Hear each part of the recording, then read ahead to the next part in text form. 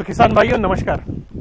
आज हम हैं एबीएस की फैसिलिटी में, जो दुनिया की सबसे बड़ी और एशिया की सबसे बड़ी सेक सीमेंट की फैसिलिटी है। और हमारे पीछे आप देख सकते हैं कि जो बुल सीमेंट स्टड है वो है। और हमारे साथ में है doctor Dinesh Rawat sir, general manager ABS India. So आज इनसे हम जानेंगे एबीएस के बारे में और सेक सीमेंट और जेनेटिक्स के बारे में। सो सर, एबीएस एक ऐसी कंपनी है जिन्होंने दुनिया से, अमेरिका से सबसे अच्छा जेनेटिक्स, सबसे अच्छे बुल इंडिया में लाए हैं। क्या खासियत है, क्या रिक्वायरमेंट थी एबीएस को इस तरह का जेनेटिक्स इंडिया में लाने की? बहुत अच्छा सवाल है डॉक्टर परीक्षित आपका। हमको इसकी पृष्ठभूमि में जाने के लिए एक बहुत ये जानना बहुत जरूरी है। जैसे हम सब लोग जानते हैं कि भारतवर्ष दुनिया में सबसे दूध उत्पादन में प्रथम स्थान पर नंबर वन है। लास्ट ईयर हमने रफली 209 मिलियन मैट्रिक टन दूध का उत्पादन किया था। ये एक खुशी होने का एक बहुत बड़ा कारण है, हमको खुश होना चाहिए। लेकिन इसको देखने का दूसरा पहलू भी है। 209 मिलियन मैट्रिक टन हमने प्रोड्यूस किया जब हमारे पास 13 करोड़ पशु हैं जो दूध देते हैं। 13 करोड़ में से 209 मिलियन मैट्रिक टन प्रोड्यूस हुआ। अगर हम इसकी तुलना करें अमेरिका से, तो अमेरिका में 90 लाख पशु हैं जो दूध देते हैं। उन 90 लाख पशु ने 198 मिलियन मैट्रिक टन प्रोड्यूस किया। करीबन सेम दूध, लेकिन दूध का नंबर ऑफ जो दूध उत्पादक पशु हैं उनकी संख्या बहुत कम है। हाँ। तो इसको इस परिप्रेक्ष्य में देखना बहुत जरूरी है। अब इसका एक जो सबसे बड़ा कारण है कि हमारा एक पशु एक दिन में 2 से 3 लीटर दूध देता है, जबकि उनका एक पशु एक दिन में 25 से 30 लीटर दूध देता है। अब सवाल ये होता है कि ऐसा क्यों है? इसका जो सबसे अपरेंट जो कारण दिखता है वो लगता है कि साहब वो ज्यादा टेक्नोलॉजी यूज करते हैं। उनका जो पशु को जो खिलाने का दाना पानी है वो बहुत अच्छा है। ये भी एक बहुत बड़ा कारण है। लेकिन आप ये समझिए कि अगर एक पशु, हमारा जो एक पशु है, उसकी अगर दूध देने की क्षमता जिसको हम बोलते हैं, अगर वो 5 लीटर की है, तो अगर मैं उस पशु को अमेरिका में ले जाऊं और अमेरिका के मैनेजमेंट में रखूं और अमेरिका में जो दाना चारा खिलाया जा रहा है वही उसको खिलाऊं, वो 5 लीटर से ज्यादा दूध नहीं देगा।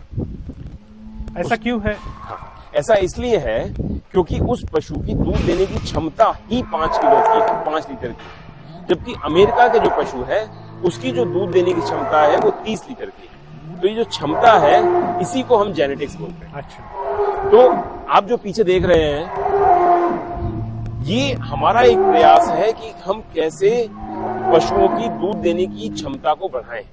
ये क्षमता तभी बढ़ सकती है जब आप अच्छी क्वालिटी का सीमन यूज करें, उस बुल का सीमन यूज करें जिस बुल के सीमन में यह काबिलियत है कि उसकी बछिया, उससे पैदा हुई उसकी डॉटर ज्यादा दूध देगी। इसकी एक दूसरी भी भ्रांति है।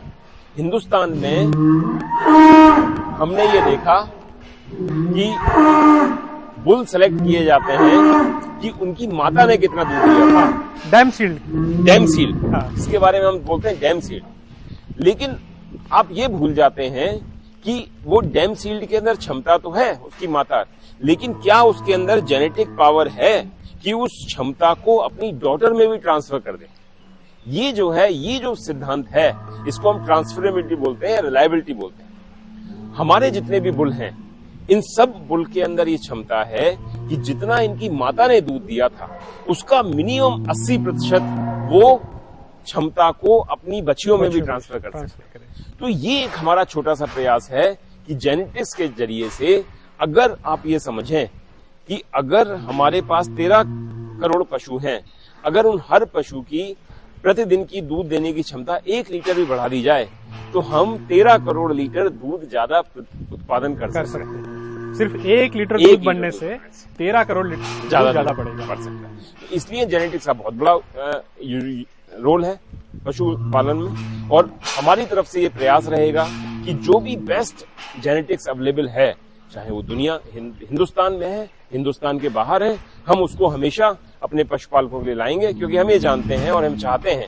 कि दूध के लिए जो स्वावलंबता है, जो सेल्फ सस्टेनेबिलिटी है दूध की, वो हिंदुस्तान में हमेशा बरकरार है। बिल्कुल सर। और एक और सवाल जो कई लोगों के मन में ये आता है कि एबीएस ने इस भारत में एक क्रांति लाई है, वो सेक्स सीमेंट के माध्यम से। जी। पहले सेक्स सीमेंट भारत में नहीं बनता था। जी। एबीएस ये सबसे पहली कंपनी है जिन्होंने सेक्स सीमेंट की टेक्नोलॉजी भारत में लाई, कीमत कम की, जी। जो अफोर्डेबल हो लाई है। आप क्या भविष्य देखते हैं इस सेक्स सीमेंट टेक्नोलॉजी का? ये किसानों को कहाँ लेके जाएगी? ओके, देखिए जैसे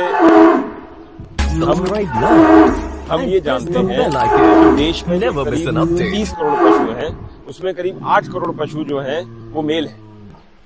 तो हमारे देश में जहां पे दूध उत्पादन के लिए किसान निर्भर है खाद और फॉडर के प्रोडक्शन के लिए अपने खेत पे, लेकिन उसी खेत से उसको अपने बाल बच्चों के लिए अनाज प्रोडक्शन करना है, उसी अनाज को उसके देश के लिए प्रोडक्शन करना है।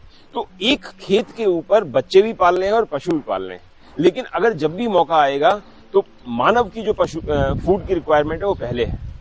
उस सिलसिले में इसका मतलब उस जो दाना चारा जो उत्पादन हो रहा है, अगर वो दूध उत्पन्न करने वाले फीमेल पशु है, मादा पशु की तरफ जाए तो उसका देश को ज्यादा विकास होगा।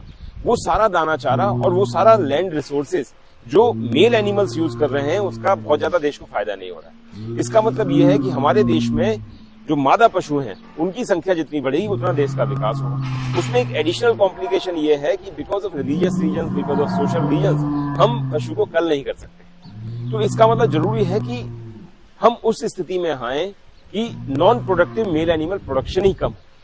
इसलिए sex semen as a concept ये देश में बहुत आगे जाएगा। इसमें एक ये बहुत अच्छी बात है कि इस टेक्नोलॉजी का जो उपयोगिता है उसको भारत सरकार ने भी समझा है। इसीलिए भारत सरकार का जो फ्लैगशिप प्रोग्राम है department of animal health, dairy and fisheries का, जिसको हम राष्ट्रीय गोकुल मिशन कहते हैं, उसके तहत भारत सरकार इस टेक्नोलॉजी को प्रोड्यूस करा रही है सारे राज्यों को एक बहुत ही सब्सिडाइज रेट पे, राइट। तो इसका वर्तमान बहुत सुंदर है और भविष्य इसका इससे भी बेहतर है। बहुत अच्छा सर। सो थैंक यू आपको ये इन्फॉर्मेशन हमारे साथ साझा करने के लिए। और बहुत सारे किसान भाइयों को शायद हमारा आवाज नहीं ठीक से आया होगा, क्योंकि हमारे पीछे जो एक बुल है उसका नाम है बिस्ट, जो हमारा एक इम्पोर्टेड बुल है, और मेरे ख्याल से वो थोड़ा आज नाराज दिख रहा है। शायद वो चाहता है कि किसान भाइयों ने उसका भी जो जेनेटिक्स है उसका यूज करना चाहिए।